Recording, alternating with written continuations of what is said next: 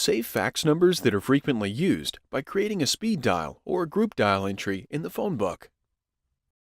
On the home screen of the printer control panel, touch Fax, and then touch Fax Menu. Touch Phone Book Setup, Individual Setup, and then touch any unassigned number from the list. Use the touchscreen keyboard to type a name for the entry, and then touch OK. Enter the recipient fax number, and then touch OK to save the entry as a speed dial. To set up a group dial, continue adding an individual entry for each fax number you want in the group. With all entries saved, touch Group Setup. Touch any unassigned number from the list. Use the touchscreen keyboard to type a name for the group, and then touch OK. Touch the checkbox next to an entry to add them to the group.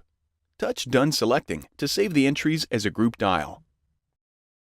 To send a fax to an entry in the phone book, place a document on the scanner glass or load it into the document feeder.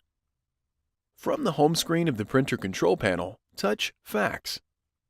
On the keypad, touch the fax phone book icon. Touch the name of the individual or group entry, and then touch Start Fax to send the scanned pages to the fax number saved with the entry.